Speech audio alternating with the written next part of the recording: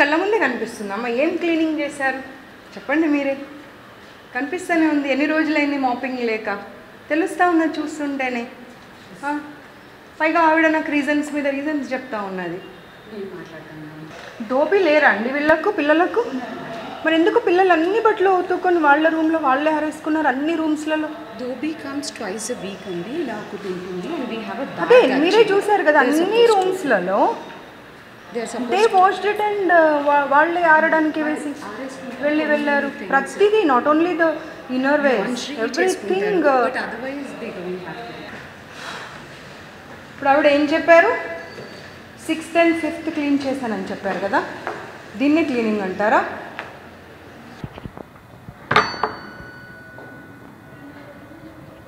నేను last time institutes visit చేసినప్పుడు చెప్పాను, ఎనఫ్ ఆఫ్ ర్యాక్స్ పెట్టండి వాళ్ళకు. ఎక్కడ పెట్టారమ్మా ఎనఫ్ ఆఫ్ ర్యాక్స్? ఎక్కడున్నాయి? రూమ్లో ఎన్ని బెడ్స్ ఉన్నాయి మేడం చెప్పండి. 5 బెడ్స్.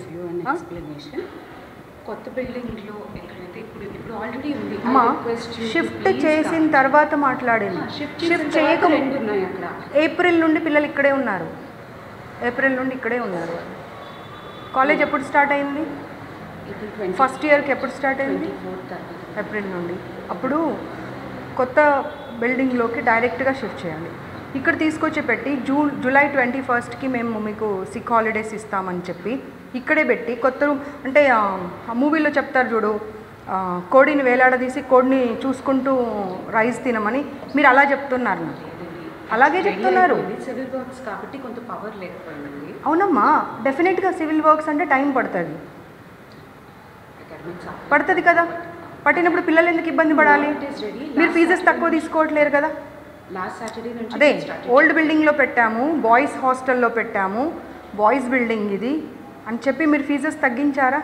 తగ్గించలేదు కదా.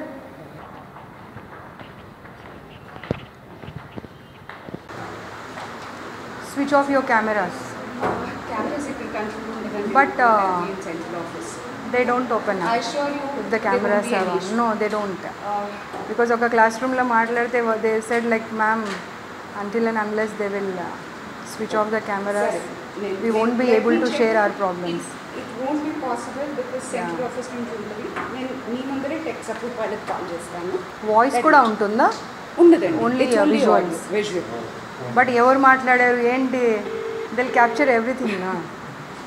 మీరు అందరూ తెలంగాణనేనా? కాదు, ఎక్కడెక్కడి నుండి వచ్చారు? అర్థం కావట్లేదు. కర్ణాటక, కేరళ ఆల్సో. ఓకే,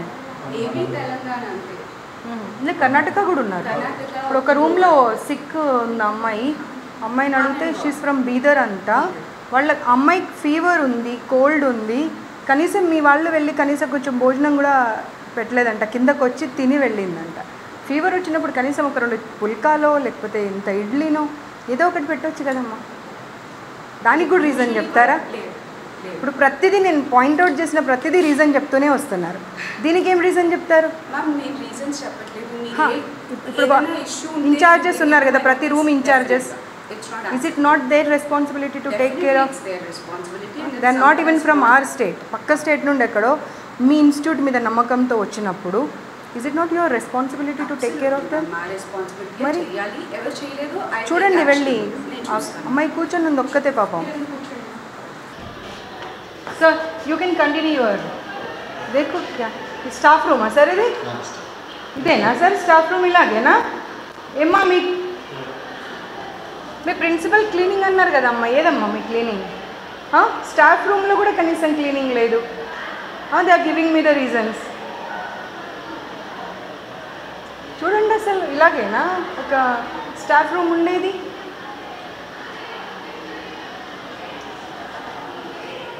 చూడండి ఇక్కడ చూడండి అసలు చూడండి ఏంటమ్మా అది? స్టాఫ్ రూమ్ అది, పైగా ఇంకా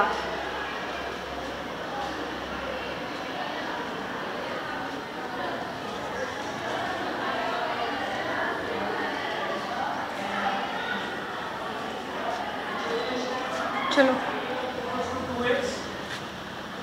Sorry to disturb you. I'll just take 2 minutes. Can you please?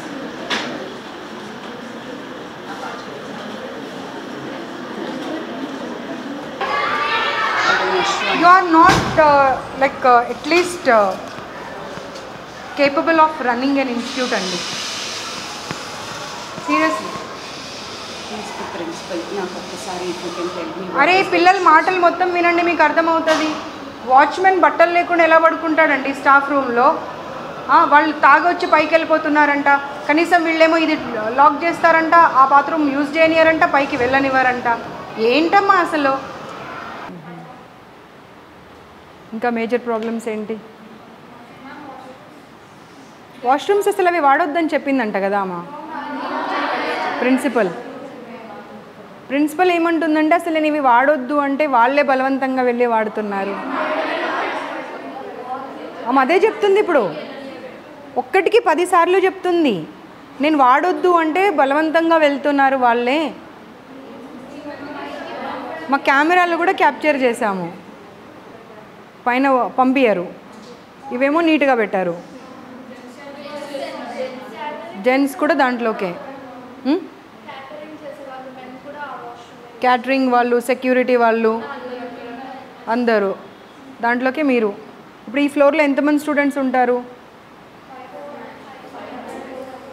ఎన్ని క్లాసెస్ ఉన్నాయి? 11కి అదొకటే వాష్రూమా? పెంట మొహం అని తిడతారంట. వాళ్ళు పెంట మొహాలు అయితే మరి వీళ్ళేం మొహాలో అర్థం చేసుకోవాలి. ఇంకా మరి పేరెంట్స్ వస్తానంటేనేమో రాకూడదు. ఇప్పుడు క్లీనింగ్ వాళ్ళంతా స్టాఫ్ మీకు బాయ్సే ఉన్నారు, జెంట్సే ఉన్నారు. అప్పుడు మీ ఏమంటారు ఫ్లోర్ ఇన్ఛార్జో లేకపోతే రూమ్ ఇన్ఛార్జో ఎవరో ఒకరు ఉంటారు, వాళ్ళ వెంట వెళ్ళి వాళ్ళు క్లీన్ చేశారంటే దానికి ఒక అర్థం ఉంటుంది. ఎప్పుడు పడితే అప్పుడు ఇన్ఫర్మేషన్ లేకుండా వెళ్ళిపోతున్నారంట. ఏంటమ్మా ఇది అసలు?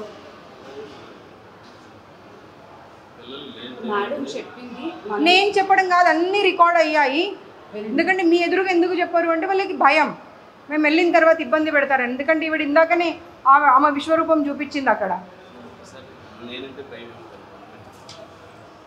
వాళ్ళకు మీ మీ మీద ఏమైనా గ్రడ్జ్ ఉంటుందా అండి? 2 సంవత్సరాలు అయితే వెళ్ళిపోయే వాళ్ళు ఫీవర్ వచ్చింది దోశ తెప్పించుకుందామని వెళ్తే పిల్లలకైతేనేమో అలౌ చేయరంట, మీ మ్యామ్ కోసం అంటేనేమో అలౌ చేస్తారంట. పెంటమొహం ఏం పదాలండి వాడేది?